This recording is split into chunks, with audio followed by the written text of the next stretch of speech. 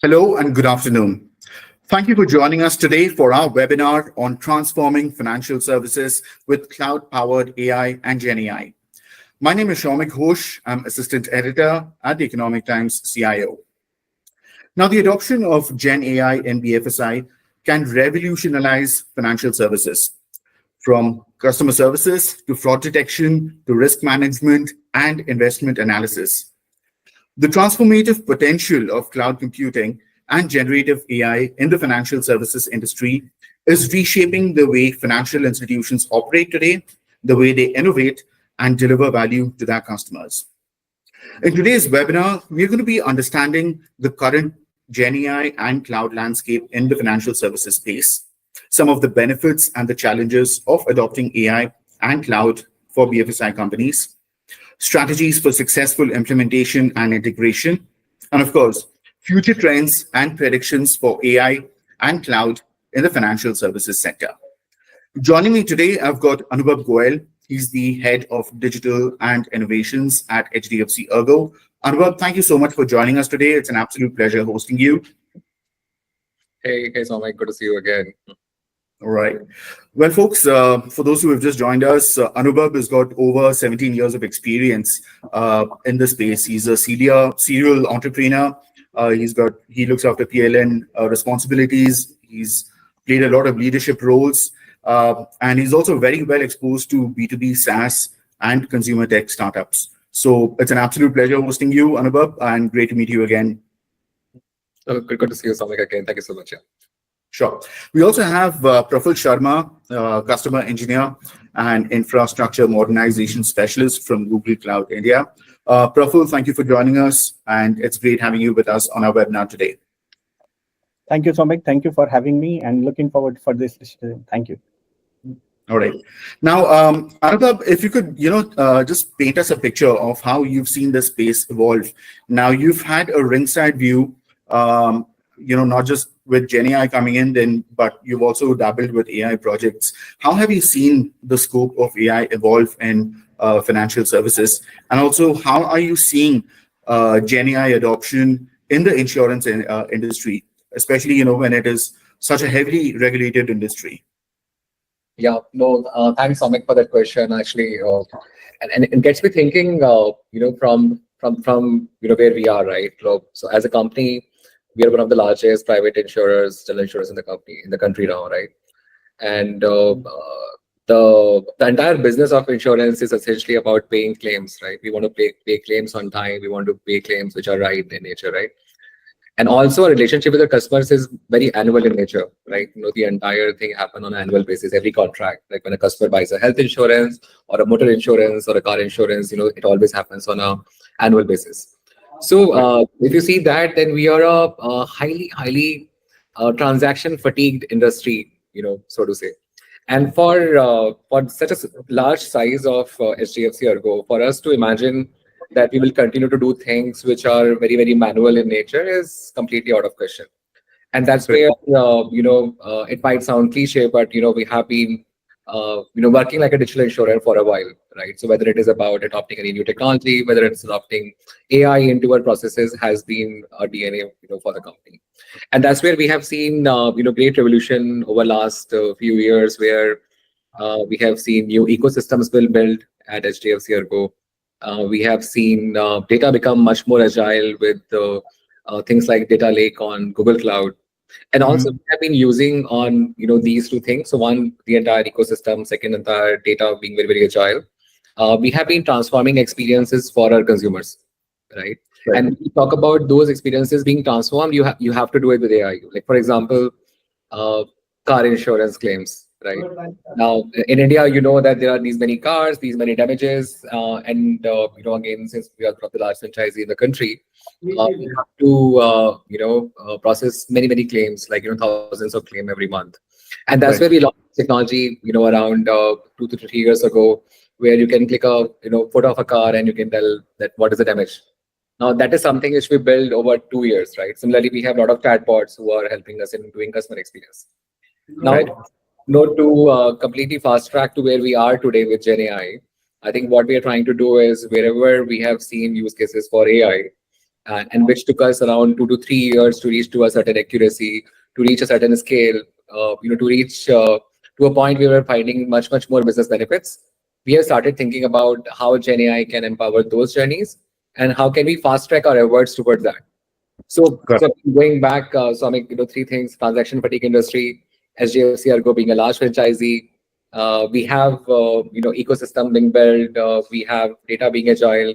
Now, how do you transform customer experience using the power of AI, which used to take a much longer time, to evolve into a much more efficient model for a customer to do things on their own. Now we are moving towards Gen AI, examples around all those use cases as well. Understood. Thank you for that. Now, Anubhav, moving to the next question, but before we do that, I would ask the audience to please share your questions with us. We've got two really qualified and very well-experienced panelists with us. Any questions on Gen AI or AI in the FSI space, feel free to show them out through us in the chat window, and we take them up as we go. Now, we have started, discussing about Gen AI, but then I cannot help but reflect about the time when AI made a transition in the midst of ML, and that time people used to say there's a thin line between ML and AI, and a lot of companies were promising AI, but then it was essentially ML. And I believe that same thing is something that we are going to be seeing with AI and Gen AI as well. Yeah. From your understanding, what, according to you, is the difference between AI and Gen AI?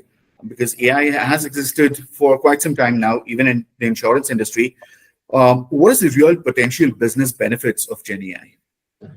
So if you look at the business benefit, which potentially an insurance company, can, track from it. So let's say, for example, today you have a document, right? And a document need to be, parsed, in the language of AI earlier.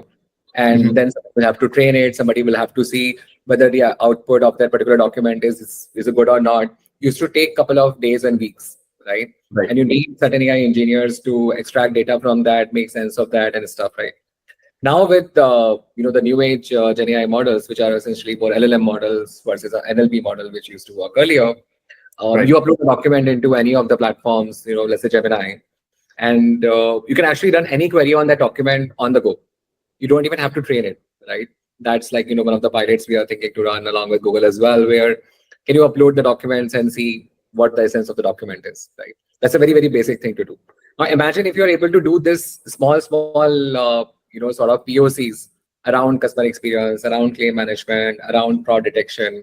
Now your ability to go to market is much higher, much faster, because now you can within like 3, 4, 5 weeks that the model is working and you can implement it. The second is the entire self-learning ability of the model itself, right? Because now the humongous amount of data can be consumed by these LLMs, by these Gen AI models, and you can start extracting benefit from that. So what took around 2 years to reach to a mature stage with a car damage detection model, in the new scenario, if I use Gen AI, probably someone can do it in 3 months. Right. Chatbot, which used to take like 2 to 3 months, just to build it, and then many months to further evolve it, will take nowadays, to just ship it across. So I think that's the power of Gen AI, which I am seeing for sure. I think we have been the fence sitters for a long time because we were not very sure that how it is evolving. Is it a fad? Is it real? But I think now more and more we are getting into it. We are sort of getting very sure about that. This is something which we have to stay invested in. Absolutely, yes. When a new technology comes in, we look at it as a shiny object. But yes, Gen AI is real, and it's here to stay, for better or for worse. There's another question that I had. You spoke about a lot of these benefits from the ability to meet your business objectives with Gen AI. How about Gen AI's contribution to, let's say, the software development lifecycle? Do you think it can help companies slash time when they're writing code with Gen AI plugins? Yeah, there's a task which is A plus B equal to C, and you have to do it recurring again and again. That you could convert into an RPA and do that. But now imagine that if A is also a variable which is constantly changing, B is also constantly changing, and C is constantly changing. How do you do that, right? That is something which a Gen AI is able to do now. We are doing some pilots there as well. We are doing mostly in the quality testing and the reliability side. We are working with a startup, who is helping us into doing the ongoing reliability testing of our codes. So I see. imagine, three developers are writing codes, which is getting merged, through some bucket, and after that, the output comes in. How do you ensure that the reliability of the code is good or not? So that testing is being done on a real-time basis. And imagine the entire feedback loop, which used to take 2 to 3 days before it goes back to the main developer to, to fix it. Now you're doing it on the go, right? Right. So I think that's the power of, the development effort, which is going to go much, much faster. There is no reason why companies like Accenture and all started publishing their revenue for Gen AI, and I think they're touching a $1 billion order book or something already. So most of the IT services company you see are building those practices. I think Right. by the time it reaches to companies like us, from the user point of view, will take some time. But I think a lot of my engineering team users have started using these pilots to write codes, to write use cases for testing. Like Right. that was also a big effort, right? Because every time you write certain scenarios, there could be like 10 scenarios, the edge cases where it might fail. Now people write those test cases on Gen AI, and that's how your entire build engine becomes much, much more efficient. So I see like, a clear delta change, a transitional shift essentially in the way the entire software teams typically work, the engineering team typically works. And this is not because the algo has changed or the language has changed. Like, earlier we saw the transition happen because, a React came in or a Flutter came in. Right. But now the transition is happening which is agnostic of the language or the coding mechanism at the back end. So that's like a very exciting time, to be around. Exciting, yes, but imagine the pressure from business because they want stuff done yesterday. Now with Gen AI, God bless you folks. All right. Correct. Now, Anubhav, if you could also tell us a little bit about how HDFC Ergo is looking at Gen AI. Is that something that you've already stepped into, or what are some of the prospects that you're contemplating? Sure. So a few things are already happening. So we have built an app called Here.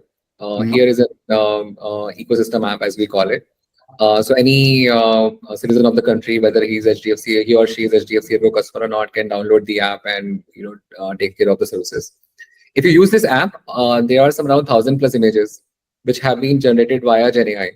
So Right. there is no graphic designer involved at the backend. We got a SaaS-based tool, and the team started using it, right? And we have seen some amazing benefit out of it. Right. So what we have done, and similarly now there is a new platform we are launching, which is around customer servicing, where it is also powered by Gen AI. Apart from these two cases, we are very mature in terms of our AI adoption in multiple other use cases. But I think Gen AI, I would say we are still in early days. There are multiple POCs working, which I might not be able to share details right now. But I think we are seeing significant traction there as well. A lot of our employees use Copilot, internally, and their life has become much easier because they're on Copilot with teams on a day-to-day basis as well. So yeah. Right. Now, Anubhav, a lot of not just the older financial firms are excited about Gen AI. A lot of these startups and fledgling companies are also really excited because you have a lot of open source AI models available now, and that can possibly act as a great leveler, for the smaller players as well. So, what would be your advice to those CIOs and CTOs who are trying to adopt Gen AI, or at least have that in the pipeline? What are some of the best practices that you would recommend at this point in time, even before they start their journey? Yeah. So unfortunately, in India, a lot of people still don't have data in a structured format, right? The data is still on-prem, right? And they start thinking about moving to Gen AI directly. Few places it has worked, like India has skipped pager as a generation, right? Like we moved from landline to mobile phone directly. Yeah. I have a feeling that people who don't get their basics right will struggle to use Gen AI to its optimal advantage. I think Gen AI can only work if you have a strong data stack, and just to ensure that the data is going and coming back rightly, and you have a amazing consumption layer also, right? So good part with HDFC Ergo today is we have amazing front ends which are there, whether for as agency channel, whether for as our customers, we have amazing data stack. And now we are launching a new core system as well, where we'll be able to launch products on the go. So for us, the recipe is because these things are already available. Now you can, put the firepower into it and see how it goes. But it's like Ferrari is Ferrari, right? And we all know that for everyone to make a Formula One car is not so easy, right? And people have tried to make it work. But I think this ingredient is something which I generally recommend to all my friends who are CIOs, CDOs, CTOs in the companies, even the consulting partners like BCG, McKinsey. But I think the template is that you need to have your data stack right. You need to Okay. have tech stack right, so that your consumption layer and the layer where the entire thing is going to be fielded is awesome. Otherwise, it will just it's a dollar guzzler, right? If you don't do it right. So I think that is what my two piece of advice are for CIOs and CTOs. Understood. Some real pearls of wisdom out there, folks. So I hope you're taking notes. And a very good point out there. Of course, we know that it can be a pretty expensive mistake if you don't get GenAI right, especially when we see that about 70 to 80% of AI projects either fail or sometimes don't make it past the pilot. So thanks for sharing those points with us. Now we have spoken about what's on the horizon for GenAI. Yeah, it's a very bright and rosy picture. However, there's the other side of it as well. Do you see any kind of threats coming out of GenAI adoption? Something that CIOs would want to treat with caution? Yeah, so essentially two things which I would say has been a deterrent so far for India to adopt GenAI as it could have. First is the entire TCOs coming out, like the total cost of ownership. Right. Everybody started doing some pilots, and they start seeing that it's a money guzzling thing, and because the APIs are very expensive, when you call them. So if you don't have a very large use case, so before you know it, it becomes a money guzzler thing, and you don't know what to do about it, right? And it becomes a untamed tiger, to ride on. And once you get into it, it's very difficult to come out, right? Because people will see awesome benefits out of it, but what about the ROI? So that's one big thing which I think industry is trying to sort together. I think Google has done some amazing work there about democratizing Gemini along with Vertex at the backend. Okay. The second big threat is where so India has this entire law around data residing within the country region. Right. Now, I think what a lot of people have not solved for is that these engines, the LLM engines typically, are not hosted in the country. So that's Right. where there is a lot of apprehension in the mind of CISOs, the InfoSec experts, that how the data is going out or coming back in. Right. So a lot of new age startups will understand that that's not really true because your data is residing in your location, the endpoints are here. It's only the algo for which you are hitting and come back. But I think I would say still is gray area. So I think these are the two things which people are not really sure about right now. It's like cloud revolution in India, right? Cloud revolution didn't happen in India till the time people had BCP servers in the country. Right. People did not have data infrastructure in the country. Right. The moment a couple of cloud providers started setting up the infra centers in the country, they started having a BCP in a different sysming zone in the country. A huge uplift by the financial services to move to cloud. That was sort of a pivotal moment, right? I have a feeling that over a period of time, you will see those models being deployed into India as a region, and that's where the next bit of the pivotal moment will come for GenAI adoption in the country, because so far people are really on the fence, right? Nobody is really biting the bullet. And second is the TCO, right? The total cost of ownership. Like nobody knows how good or bad can it be. And that's why people want to have a use case which has a very strong ROI and not use a machine gun to kill a mice, so to say. Yeah, and for better or for worse, I mean, we are a community that's driven by kitna deti hai. So yes, ROI is going to be a central point of conversation. I'm just curious, is there some kind of strategy that you've followed when it comes to trying to slash TCO for adopting these emerging technologies, be it AI or Gen AI? What's worked in your favor?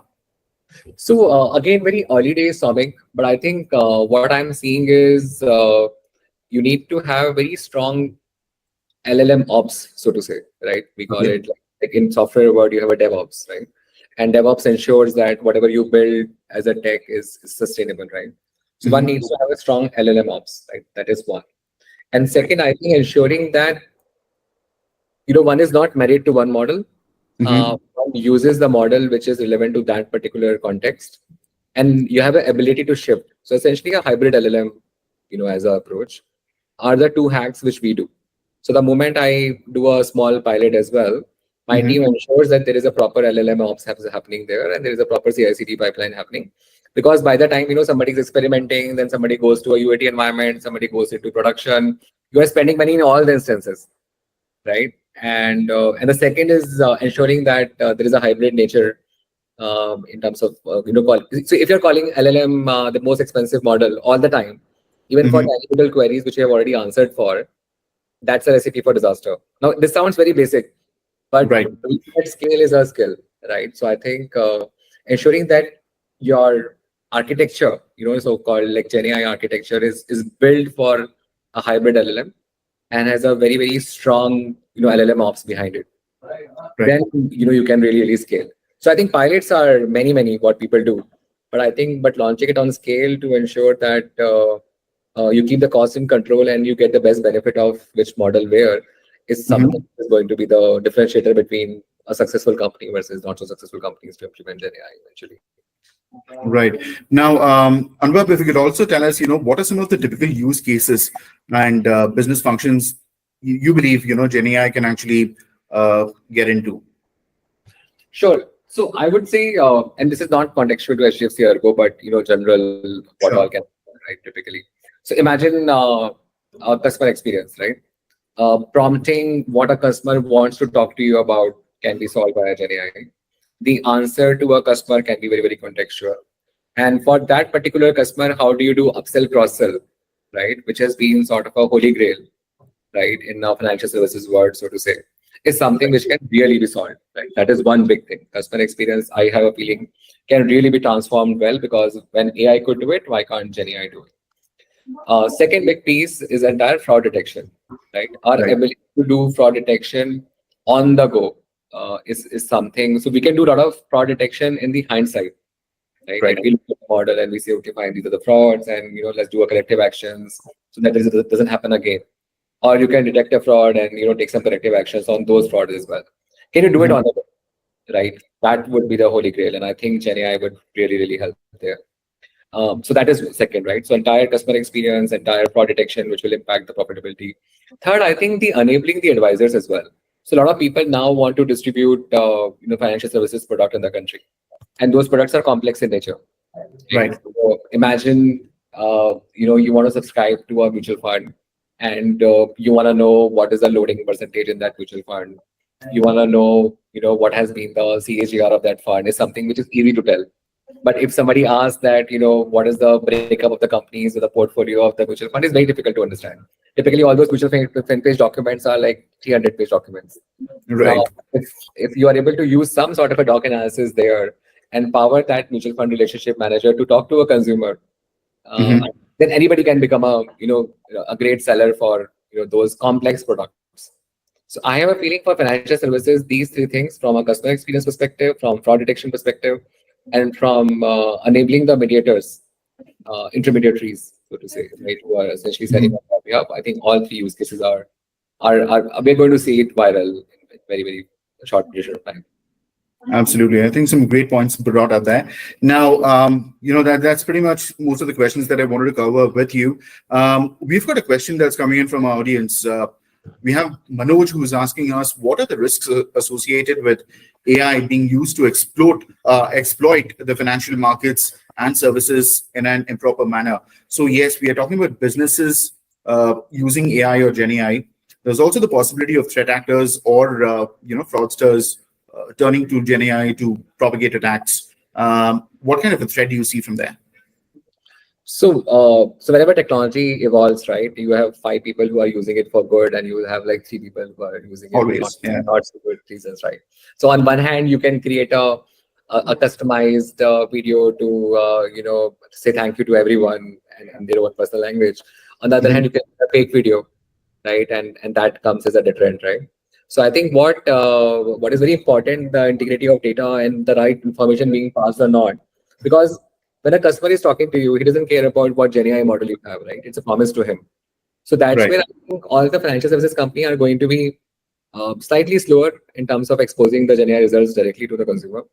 They might do it to intermediary first and then go further. So I think, so if you Right. ask me, I think the integrity part of the data and the output is something which has to be really, really vetted well. because if you don't vet it well, then it can cause a lot of problems. It's a false promise, essentially, right? Which you can't do as a financial services company. Correct. And we also have a very pertinent question around the point that you just mentioned around data integrity. And this is coming in from Anish. So Anish is asking us, what about data protection, integrity, and biased output? You will know this really well because you're working in a highly regulated industry. You've got RBI, you've got IRDAI to comply with. How do you handle all these data governance part of it? Because we don't really have a regulated AI policy which is in place yet. Do you think companies at this point should start building their own policies, or is there something that we can adopt that's already there? So we are in that process now as we speak, Soumik, because a company of like 20-year-old legacy typically would struggle with these things. With us, it was much easier because insurance is not that complicated. But imagine there is a bank and who is selling like 10 different sort of products to someone. How do you manage that, right? And the data formats, the data integrity becomes a question, right? Right. So I think that's where it is. It is very, very important that we as CDOs ensure that, like I talked about two things, right? Before you make anything live, your data stack has to be awesome, your technology stack has to be awesome to consume. And when I talked about data stack, one of the things was about data being agile, but also about data being right? Correct. Because ultimately is garbage in, garbage out, and before you know, the hallucination will start coming in. And if you keep ensuring that those things are not corrected well, eventually the output could be, because you're constantly self-learning, right? And if a Right. wrong thing being self-learned and not corrected at the right time, then the results could be really disastrous. So I think it's a very, very valid question which Anish has asked, that from a regulatory standpoint, people need to have their data stack right, people need to have their data governance right, and then only build on top of it. Absolutely. I think great points are there. That's pretty much we have from you for the financial part of it and the financial services industry, how they are looking at Gen AI. And who better to speak about it than Anubhav Goel, who was also, by the way, folks, he was responsible for building India's first data lake for the BFSI vertical, which then became a template for the industry. So it was an absolute pleasure hosting you, Anubhav, and we learned a lot from you today, as much as I did. I hope the audience enjoyed it as well. Thanks again, and we'll talk to you in a short while. Thank you so much, Soumik. I'll see you around. Thank you. Yeah, see you. All right, folks, with that, let me get on board Praful Sharma. Now, Praful, you've been listening to the conversation, and we would love to hear your inputs as well. We heard the use cases. We heard what companies, what businesses want, what their business objectives are. Now, you tell us the story about how companies or how a partner such as Google can go about enabling it. To start with, from whatever Anubhav spoke about in Gen AI, is it pretty much on the lines of what you've also identified from a solution provider point of view, the scope of Gen AI in the FSI space? Yeah, actually, I think so. First of all, Anubhav, it was super insightful learning from you. It was like super, super awesome, focused, like very crisp and clear things coming from you, and it was super learning. And I think the things which you have highlighted for customer engagement and fraud detection, that's what the industry is look for. So this is like absolutely yes. I think these are some of the use cases where BFSI and fintechs are being using already in a large use cases. We have seen it depending on the scale, the model is like B2C or B2B, but we have seen the trends across. So yeah, absolutely, that's spot on. Yes. All right.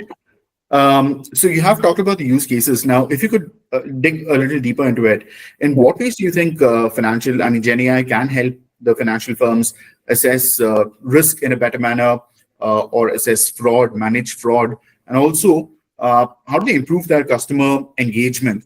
Yeah. So let's start with the customer engagement, I think, because that would be a very connected what Anubhav told, right? So now this era we have recently and swiftly moving towards a neo banking kind of a thing, while this country will have a more and more generation connecting to the investment side. So you have 2-3 kind of fintechs around you. You have B2C and you will see B2B also. So let's take some of the example. So if you want to buy a stock, now, fintechs are using Gen AI to just generate a summary around the stock. So let's take an example. If you want to buy a Tata share, it's just not about the candlestick charts, and everybody cannot understand those, right? So just getting the summary out of the market sentiment, what's going around that particular share, getting out the news and making a well-informed decision is one of the example which is being seen very, and you will see across. This is like fintechs, especially the stock aggregators are going for largely on that. Second most Mhm. important part is when you transact anything with related to a fintech or BFSI, when there isn't a money involved, it's all about the trust between the business and the end customer. Either it is a B2C or B2B, right? So when people wants to interact, right, it is more important to get the right context of the problem, what they really want to ask it, right? So it reduces the time. So what GenAI do, it can compile the number of the vast amount of data, bring for an your assistant, directly connecting with a chatbot, directly connecting in a giving you a vernacular experience, right? And then you're getting the complete data on and of your fingertips. And most importantly, the second most important part, when you are interacting with a chatbot, it is in a human like interaction. And Right. when the technology analyze that this sentiment is not going right or the context is not going right, there is a questions coming again which is not solving the problem, it can immediately transfer your call to a human person. While it transfer the human, it creates the summary of the complete discussion which you had with that particular chatbot, and most importantly the complete sentiment and the data it has discovered during that conversation. So now the operators comes to support it. He has not to ask again all those questions, so it just elevates your customer experience and fasten that particular problem solving, right? So that's the one Mhm. part of it. Second most important part, when a business supporting to an end customer, it is very important to have some kind of an employee assistance kind of a program, something which can formatize a standard reply to the end customer and maintaining that kind of a standards, right? In the Mhm. backend, if you see, GenAI can also help employees to, when they are interacting with the end customer, they can use that particular thing. They can scan the KBs of the knowledge base of the data in just few clicks and help to better serve their customer. So those are the some of the things which we have seen into customer experiences. Second, if you see the personalization, right, and especially into fintechs and banking, it is now more and more important to do a very personalized, hyper personalized kind of a campaigns around it, right? So let's take an example. You are a end customer of a bank, right? You own a card, you use some UPI transactions, and you have the stocks accounts. Now for a bank, because I have multiple touch points and I have the data visibility across, I can understand what kind of a Somik do a transaction per day kind of a thing. What is the ticket size? What he prefers? Everything, and then I can suggest you a portfolio kind of an advisory kind of a thing. I can analyze your portfolio, and GenAI can present you that you have been invested heavily into IT. Can you diversify? So it's just ultimately the end user get benefited out of these technologies. And sometimes what happens, it's like an unbiased kind of an inclination an investor can have. They can now take a more informed decision. And even like from the stocks, you can see that over the last 6 months, that particular sector has seen X amount of percentage increase in that particular total value.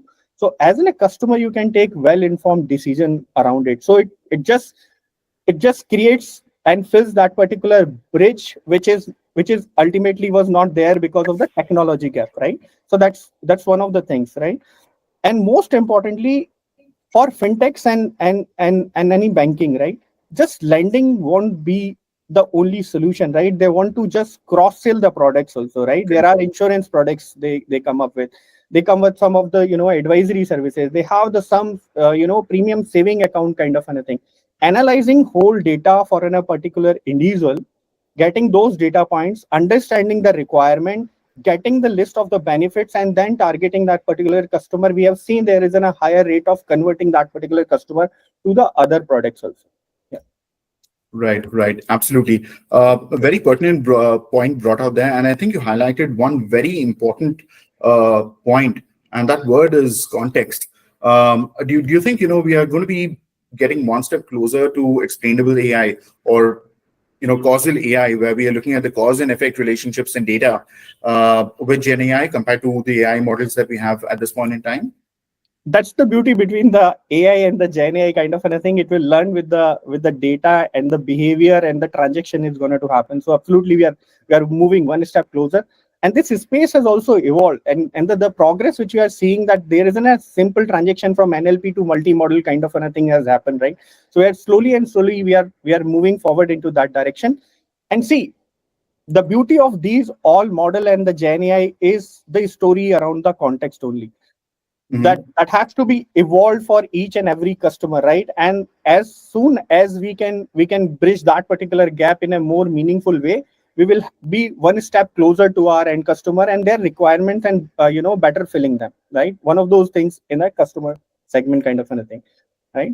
Same happens into when you earlier ask around the fraud management kind of a thing, right?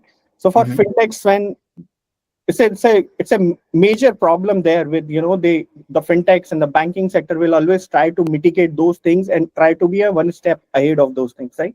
So let's take an example of multimodal powered kind of some of the solution which Google Cloud provides, and we have created those solution on the demand of the sector. So let's take a fintech. When you start an onboarding process, you provide multiple verify documents kind of a thing. You upload multiple documents. There are your Aadhaar card, PAN cards. You have very specific Indian specific state level kind of might be a documentation kind of a thing. You do go for a liveliness kind of a check. All those things can be done real time, which Anubhav was also highlighting. It is Great. more important to do it in a real time. So if you have forged on a document or in a PDF, the tools like Document AI, which is just like an API based service which can directly integrate it into your complete solution, it will highlight you that this particular documentation does not meet. If your PAN card details, which can be done on a custom parser kind of on a base, the application data and the PAN card extraction does not meet, it will just automatically highlight it that this data doesn't mean, and it will be marking for a human intervention kind of a thing, and that it will go for a second step where we might need a human to verify it. So all those things happen on a very quickly. So what ultimately it results for a bank or a stock aggregator or any fintech, a quick onboarding of the customer. So if you see, the most of the funnel drop for banking and fintech happen during these eKYC kind of a process, right? Because it takes time. It takes, like earlier it used to be like your account will be open in 2 days. Now it's 2 minutes. Once you Right. see something, you can just open your app, start your onboarding, and you are done with that thing. So those are the things which has been significantly improved the fraud management kind of a thing. Secondly, if you see other B2B large businesses, if you talk about, let's take an example, a large business which provides loans to the merchants. On Right. those areas, we have seen Gen AI is being very, very impactful in anti-money laundering kind of a stuff, where if you do some transaction kind of a thing, and especially what happened in AML kind of a situation, you will have a complex layering of schemes where you just try to have multiple source and destination. What now vast amount of data can be scanned quickly. Gen AI can help you to identify number of the hops and the trail of that particular money is happening, and you can quickly identify that particular transaction happening there, right? So some of those kind of a thing. And even more, let's take an example. If you are a business of saloon or an hotel automobile kind of a thing, Mhm. and there isn't a multiple transaction happening between a VR of the mon, right? VRs, right? So it's absolutely, you can just immediately in a real-time monitoring can highlight that this particular transaction looks suspicious, or the account can be blocked until the owner of that particular business cannot be verified, right? All those things are happening and customers are using it right now. So all those things can be leveraged with the help of Gen AI. Right. Just a quick follow-up question out there, Praful. Now, you did talk about fraud prevention, applications for GenAI.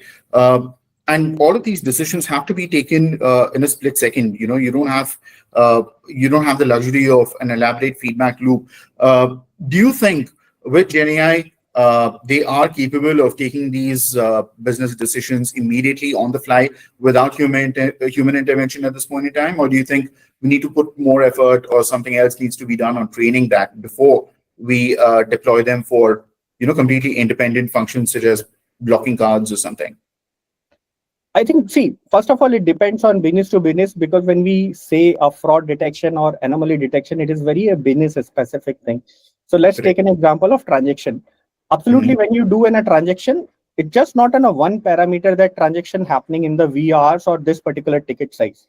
We Right. have more than 100 input for that particular fintech, which I am referring to, that is being designed on multiple points. And we have identified the nature of the business, ticket size, number of the transaction it daily does, and is that all violating, and then it will be highlighted for a human intervention, and it will be just flagged as an alarm kind of a situation. Right. If you see this particular technology, it does happen within a minute kind of a thing. We'll take that number of things. But yes, absolutely, there is an amount of training of the data is required, because each and every business is unique into that transaction kind of a thing.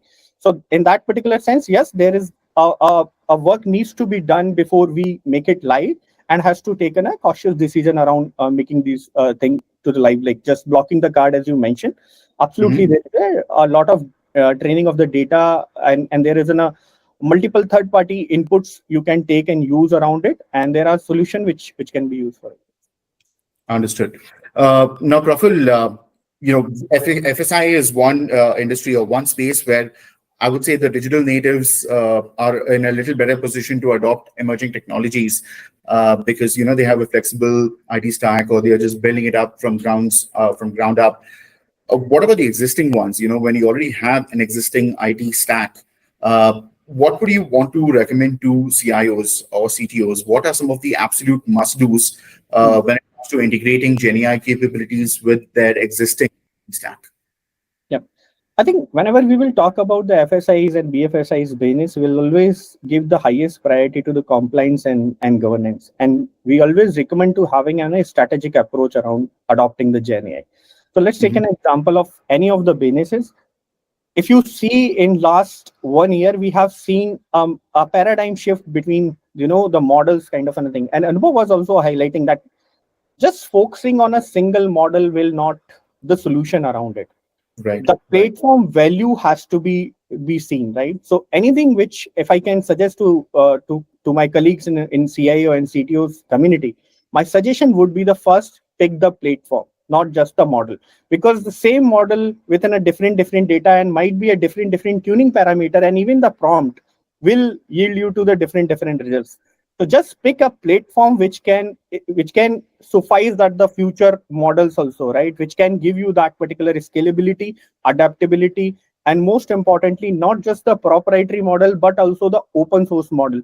So if you think around developing something in a hybrid mode, your developer team, which is like mostly an MLOps data scientist, will have that flexibility. So first and foremost things is going to be a platform which is being compliant and being governed by it. As if I talk about right now, the Vertex AI platform at Google Cloud, that gives you you can start with a Gemini as a proprietary model, but if you want to go for any open source, just for an example, Llama, if you want to adopt it, that's Mhm. directly available, right? So such platform will provide you that particular flexibility to start with. Second most important part, when we will be starting with an GenAI adoption, identify the real business impactful use cases, something like, as we discussed, customer experience kind of a thing. And Mhm. user growth, user retention is one of the example where each and every business wants to grow. It's just not about always a user growth. The equal amount and businesses put equal effort to retain a user also, right? So your app has to be something which can keep engaging the customer for a long term, right? So that you get the right PLTV out of those particular investment which you have done into the initial time of those things. Second and most important part when we are talking here is the governance part of this, because in you would be highly regulated, and every time you will be sometime fall into an RBI guideline, sometime you will be an SAB guideline kind of a thing, and you will be offering multiple products. Most important part for any CIO and CTO is to take that particular call in thing when you are deciding a platform. Just make sure what this particular platform will be going to offer, because there are certain solution and number of the solution which we have designed for particular industry. So let's take an example of anti-money laundering kind of a solution, which is directly available to be adopted into BFSI. Some of the customers are using it, right? Then we talk about the customer experience kind of a thing. Those services are custom curated, and we make sure that this remains as a compliant to whenever our customer uses it, right? I was talking about the doc AI. Is the endpoint is available in India or not? Those are the things, right? Those things when you adopt, I think these are the larger things when you talk about. So I'll just repeat it. One is the platform value, another the security and compliance. Then the third part is the flexibility and ease of use, because always you will have two kind of an offering. You will have APIs. So sometime it would be a buy versus build kind of a decision. And the last would be the cost, because this technology and the use cases will define the size of the cost and the TCO. But ultimately, if there is a business case, absolutely to it's a worth to go with it, right? We have seen some of the amazing user retention, especially, and user growth kind of a thing where fintechs have leveraged it and they are enjoying the benefit of those things. Got it. Got it. Now, another thing that a lot of financial companies are worried about, of course, is the compliance part of it. And like you rightly mentioned, all of these FSI companies have to meet mandates from RBI, IRDAI, or SEBI. What do you think? What would you recommend is going to be the best when it comes to AI adoption, and not make compliance a burden? Because that is how sometimes a lot of CIOs or CISOs even look at compliance. It's sometimes a burden, sometimes really cumbersome. So, that's by the grace of God, I got a chance to work into banking industry across the world in some of the part of the world. I think the compliance is the beauty of our country, and this banking apparatus is so strong, and user interests are always being put first because of those guardrails and the compliance which is being designed across. Especially if you start Gen AI adoption within a strategic approach, you can mitigate all those kind of things. So let's take an example. When I was also discussing, right, you have to have some of the tools which you identify that these are my major areas. Like, so let's take an example how Gen AI can complement your compliance kind of a thing, which we mostly consider as one of the burdens, right? Data loss prevention kind of a thing, right? If you have petabytes of data, any large bank will have petabytes of data, which will have transaction, which will have user profiles, their metadata, daily transaction details, and whatnot, right? All those things within a help of a DLP kind of a thing, right? Powered with like a dataplex kind of a thing, which gives you a centralized data governance kind of a mechanism. Having data cataloging kind of a service, right? You can segregate each of those, right? And most importantly, what it does, see, any model which was earlier we all using in this industry was an ML or even the AI driven. The thing was the processing time was huge, and that infrastructure requirement was huge. And that model has to be running is very kind of a rule engine kind of a mechanism. With help of Gen AI, what has become is the real time kind of a thing. So now adoption of these things has held us to being more and more compliant. So again, if you see some of the services which just the complete infrastructure of a bank services which are being like cloud logging is now being enabled within a Gen AI kind of a thing. You can scan your complete transaction log of a complete banking infrastructure transaction within a help of Gen AI. It can show you in a single pen of a glance, and just highlight those particular transaction which it seems have some issues or being reported fraudulent, right? That is the scale of this particular technology. While adoption, I'll again say, working closely with other teams like Google Cloud account teams and your respective POCs, there are dedicated expert teams who gonna to design this journey for you. And when we talk about the Gen AI services, I'll also try to include the value proposition, the data and the ML, the complete services it will bring to, right? So there is a strategic approach, design your architecture, make sure, and the platform, like let's take an example. If you want to be in a fully compliant, but you want to use the beauty of Gen AI, you can host any of the open source model in India itself. We have the data center in Bombay and Delhi, where you can host your GPUs and start using those kind of anything. But there would be a guided teams who can help you to being more, help you to design those kind of an architecture. But it has, I think Gen AI has always complemented the governance part of this. There are many fintech who are being leveraging this particular thing. Correct. Now, Praful, I'm sure our audience would really love digging into your experience that you've had with partnering with companies. So the question for you would be, the kind of agility and the pace of transformation our FSI companies have to deliver. If you could tell us, what is Google Cloud bringing to the table? How are you making Gen AI adoption easier and more efficient for these companies? Okay, I think not only the companies, what Google has done, it like being in a first AI company on this planet. Most of the time when you interact with any of the Google services, they are powered with a Gen AI, and you really feel those things. So most importantly, we have designed a very domain specific solutions which can be leveraged by any of the a very small level of a fintech which has a very limited workforce, as well as a large size bank, right? So the approach is to come with a solution which solves an industry problem, which has a larger business impact. So that is always the approach we are going with. Most importantly, if you see all the services like any data warehousing solution, which we call it, like in our term, data warehousing solution is BQ, which is BigQuery. BQ, ML, and the Gen AI is being infused into it. Same happened with one of the virtualization tool, which is Looker, right? I was referring earlier to the logs. If you generate logs onto Google Cloud, we have that, SSC security premium. All those things are being inbuilt and help you to just start using it. Most importantly, for adoption, if let's take an example, there is a fintech which just have 5 people working, and they have a large aspiration to being in a big fintech and being the largest stock aggregator, or they want to provide some cards kind of a thing. There is plenty of the services which is available, compliant, governed, right? Let's take an example. You have the pre-compiled models like Gemini. Okay. Right. And on the parallel side, you also have a flexibility to bring your own model. Let's take an example of Llama and start doing end-to-end your MLOps pipelines completely managed on a Vertex kind of a platform, which will be completely a managed platform for you. It's not something that you have to have knowledge of writing models and doing that fine-tuning parameter kind of a thing. Let's take an example. They want to run a kind of a marketing campaigns. We have services like Imagen, so where you have to just define a youth having a credit card, a white background, and having some, a good time with the credit card kind of a thing.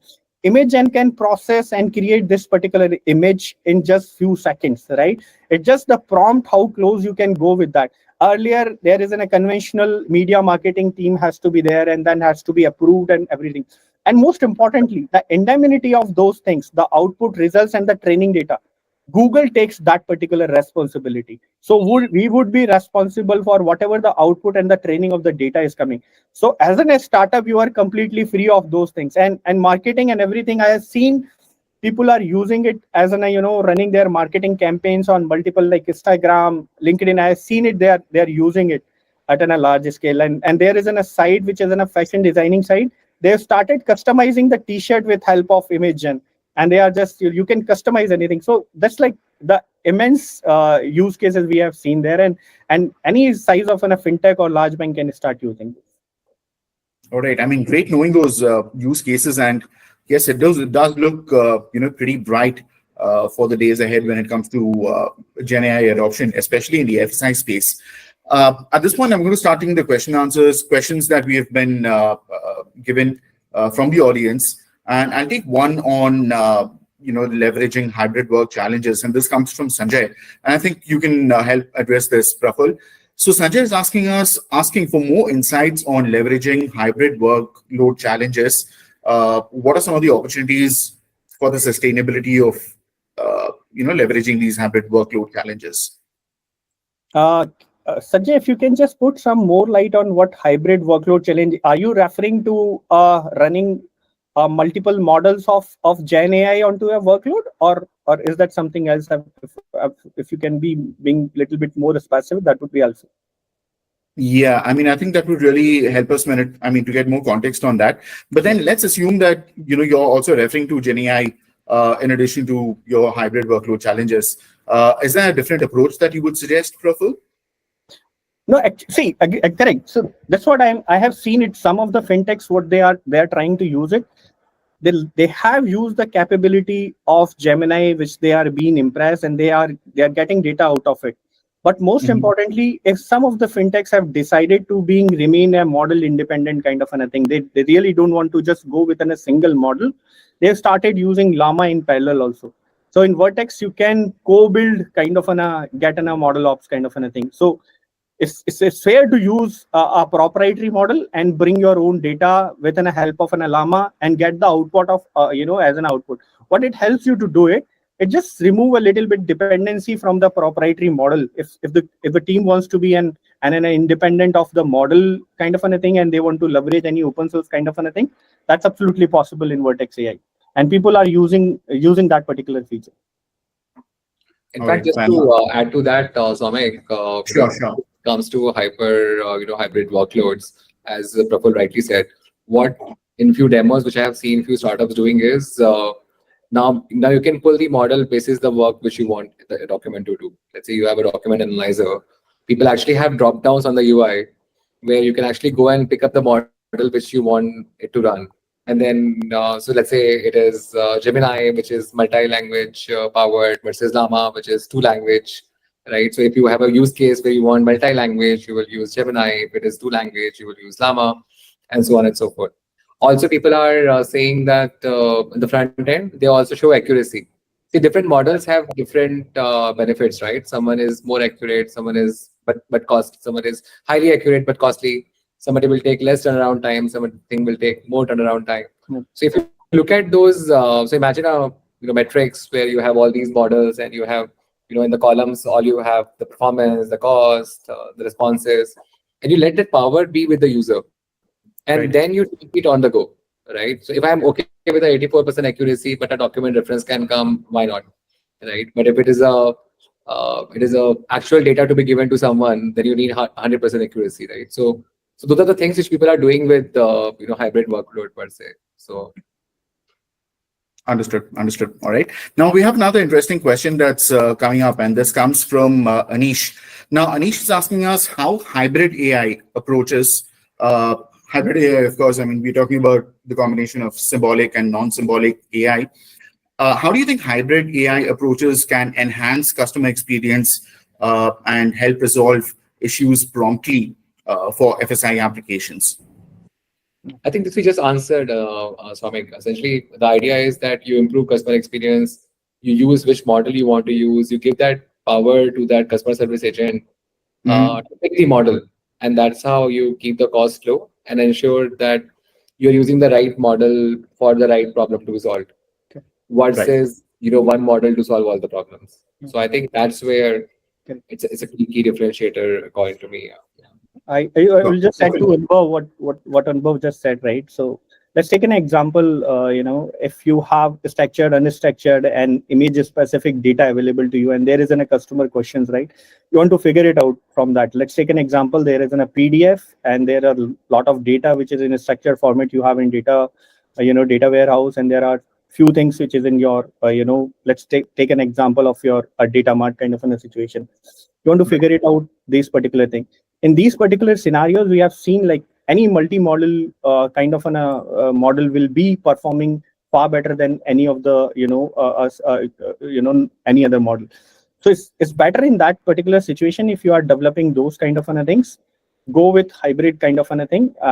Even start with a Gemini, but again, it depends on your the data and the result you want to see it from, and the data sources will play a critical a source kind of a thing. So if you are having an image, you are having a video, and you want to figure out the data out of it, go with the hybrid approach. You'll have the better accuracy around those, and you will always have the parameter tuning kind of settings available to you.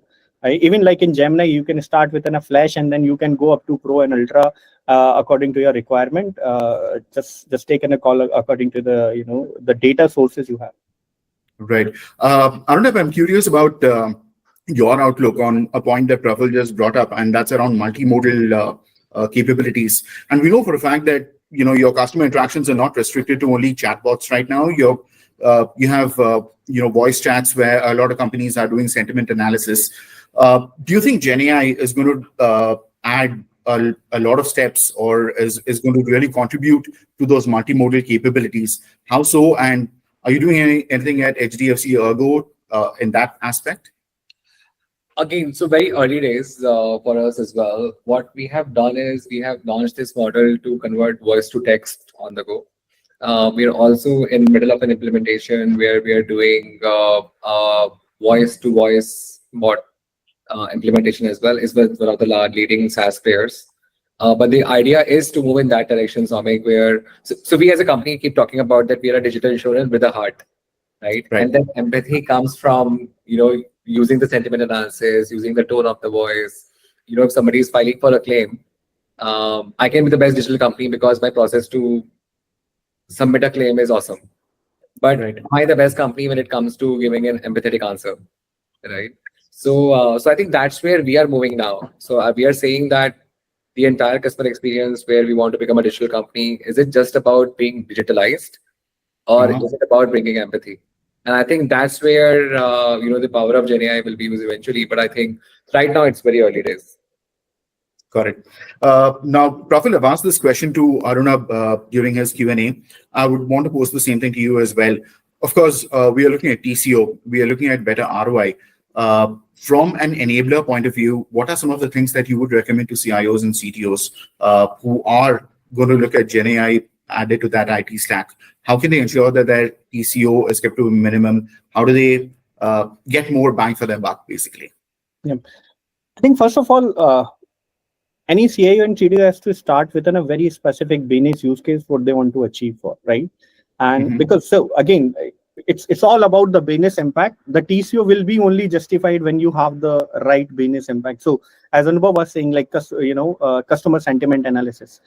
We are working with one of the fintechs. I think they are into a multiple card brokers kind of a mechanism. They have for their call center, they have the major issues onto that call sentiment kind of a thing, how the customer is being getting treated when the phone is being picked up. Did we wish them, did we highlighted the TNC part of it, did we highlighted the card's benefit kind of a thing.